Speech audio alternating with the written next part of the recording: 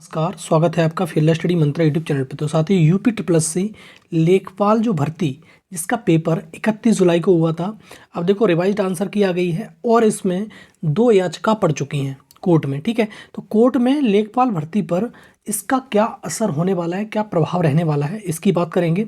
अब देखो 2 याचिकाएं अलग अलग पड़ी हुई हैं इस पर। कौन कौन सी याचिका पड़ी हुई है? एक याचिका साथियों इस पर ये पड़ी हुई है कि इस जो पेपर में था, जो परीक्षा हुई थी 31 जुलाई को, उसमें जमकर धांधली हुई थी और इस भर्ती को रद्द कराने के लिए एक याचिका पड़ी हुई है।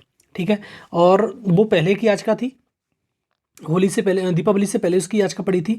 लेकिन एक याचिका अभी लेटेस्ट पड़ी है, उसमें क्या है, एक प्रश्न पर आपत्ति जताई गई है और वो प्रश्न में ये कहा गया कि इसका जो आंसर है दूसरा होगा। दूसरे का अर्थ ये नहीं है कि उसमें से ही दूसरा होगा, उसमें से इसका अर्थ ये था कि उस प्रश्न का आंसर उसमें है ही नहीं, मैच ही नहीं खा रहा है।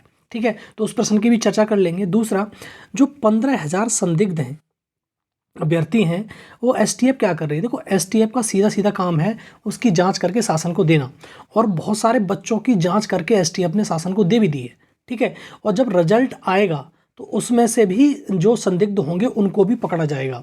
तो इसमें जितना लेट हो रहा है या आपका जो रिजल्ट आने में जितनी देरी होगी, उतना बच्चा जो होगा वो एकदम ऐसा जाएगा जो एकदम फ्रेश हो, जिसने नकल ना की हो। ठीक है साथियों, तो एसटीएफ बिल्कुल नज़र बना के रखी हुई है और एसटीएफ ने बहुत सारी जांच अपनी कंप्लीट कर रखी है और वो शासन को जांच सौंपने वाली है। ठीक है, अभी तक जांच शासन को सौंप भी दी है कुछ की, लेकिन कुछ की जांच बाद में भी सौंपेगी। तो लास्ट में शासन को निर्णय लेना है कि इसमें क्या करना है।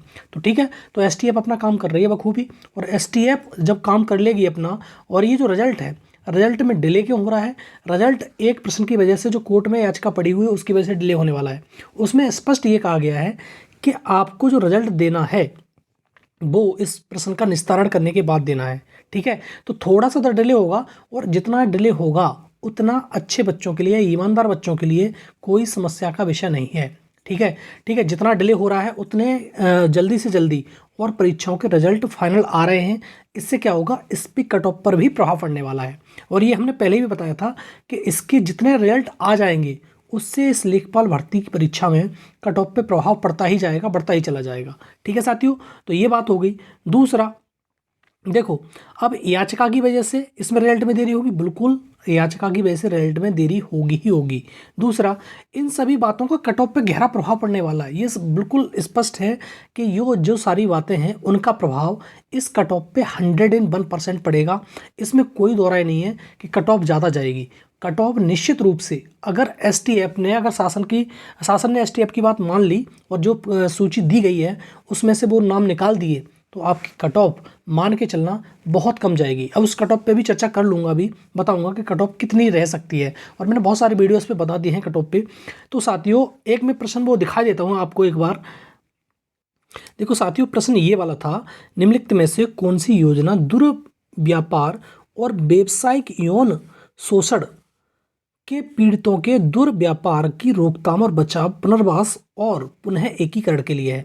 तो साथियों, ये उज्ज्वला योजना हिंदी इंग्लिश में तो सेम होती है, लेकिन आपको ये मालूम होना चाहिए कि जब भी प्रश्न का विवाद होता है तो इंग्लिश वाला पोर्शन किसी भी आयोग का, यही नहीं कि तुम्हारा यूपी ट्रिपल एस सी आयोग, कोई भी आयोग, एसएससी हो, रेलवे हो, सारे आयोग इंग्लिश वाले को मान्यता देते हैं, हिंदी वाले को मान्यता नहीं देते। वो मानते नहीं हिंदी वाले को, तो इंग्लिश वाला माना जाएगा। तो इस जो याची है उसने ये कहा है कि इसका प्रश्न जो उत्तर है वो दूसरा होगा।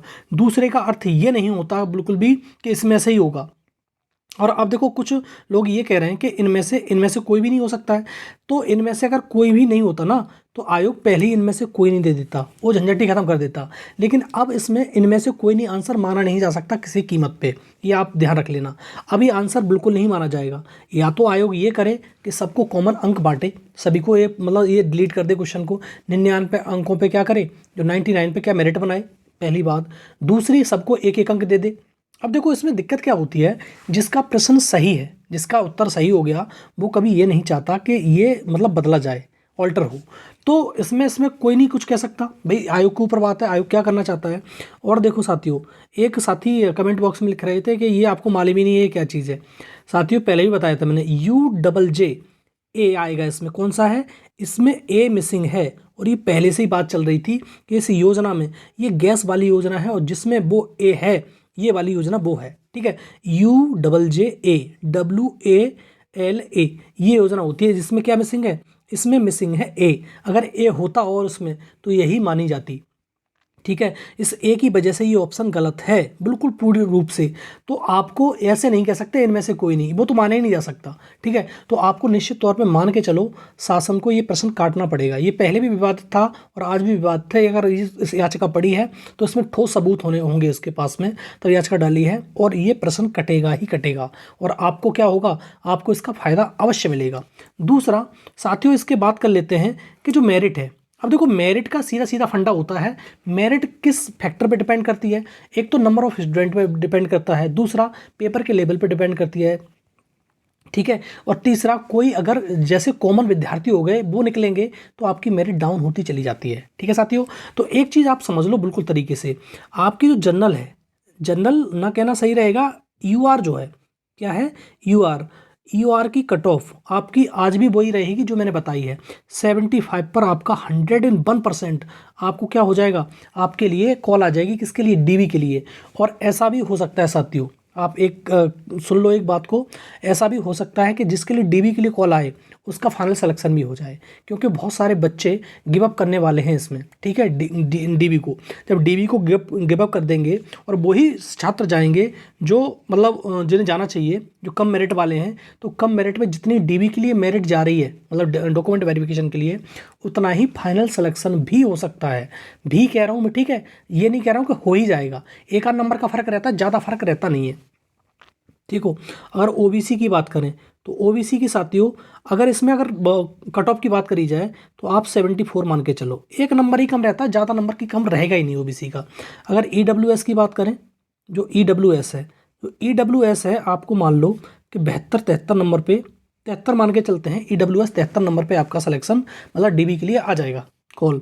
दूसरा, अब देखो साथियों, एससी के लिए आप मान के चलो 68 to 69 इतने नंबर पे आपको डीवी का कॉल आ जाएगा 100%। मेरिट क्यों घट गई, मेरिट घटने का कारण सिर्फ ये है, अगर ये क्वेश्चन बदला गया तो मेरिट और घट सकती है। दूसरा, इन बीच में बहुत सारे रिजल्ट भी डिक्लेयर हो चुके हैं, जब बच्चा वहाँ जाएगा उससे अच्छे ग्रेड पे की जॉब होगी, इसमें थोड़ी ना लेगा सेलेक्ट करके, ठीक है। और जो एसटी है, तो साथियों एसटी की जो मेरिट है वो आपकी 65 से 66 केवल, ठीक है।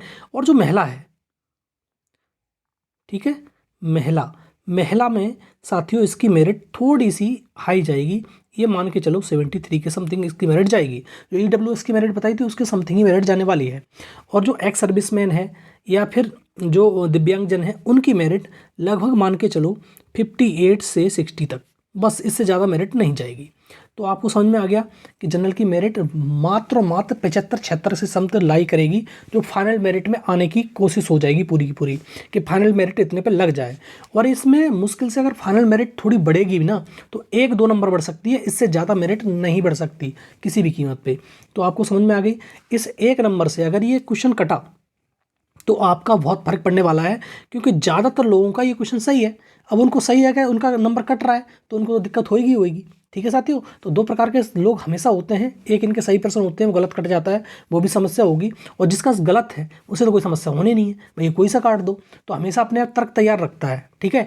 जिसका क्वेश्चन कट रहा होता है उसके तर्क तैयार होते हैं कि भैया ये तो सही है, ये गलत कट रहा है, ठीक है। कोई भी है, अब आयोग को निर्णय लेना है, अब कोर्ट निर्णय लेगा कि इसे क्वेश्चन कटना चाहिए या नहीं कटना चाहिए। और साथियों एक चीज़ मान के चलो आप, अगर कोर्ट ने निर्णय कह दिया कि क्वेश्चन सही है तो फिर आयोग कुछ भी नहीं कर पाएगा। अभी आपको मालूम है कि 69,000 भर्ती जो शिक्षकों वाली है, उसमें एक प्रश्न पर विवाद चल रहा था, कितने साल हो गई भर्ती पूरी हो गई, 2018 की भर्ती थी वो, अब देखो 22 आ गई, 4-5 साल बाद। अब कोर्ट का निर्णय ये आया कि एक प्रश्न पर कॉमन अंक दिया जाए। अब उस कॉमन अंक के चलते ना बहुत सारे लोगों की जॉब लग जाएगी। बात समझ में आ रही कि नहीं आ रही है? तो ये इसका भी मतलब है, और इसमें 15 दिन का समय मांगा गया है कि 15 दिन में आप हमको जवाब दीजिए ये प्रश्न का क्या मामला है। तो ये प्रश्न जहाँ तक अंदाज़ा है, क्योंकि इसकी जो स्कीम है ये वाली उज्ज्वला, ये वाली गैस वाली स्कीम है, ये क्वेश्चन कटेगा ही कटेगा, 100% श्योर है। और आपकी मेरिट जो मैं बता रहा हूँ उतनी जाएगी, इससे ज़्यादा मेरिट नहीं जाएगी, ठीक है। लेखपाल वाले साथियों ध्यान रखो, इसका रिजल्ट थोड़ा सा डिले होगा लेकिन आपके फेवर में होगा, वो उसमें कोई समस्या होने वाली नहीं है, ठीक है साथियों। धन्यवाद।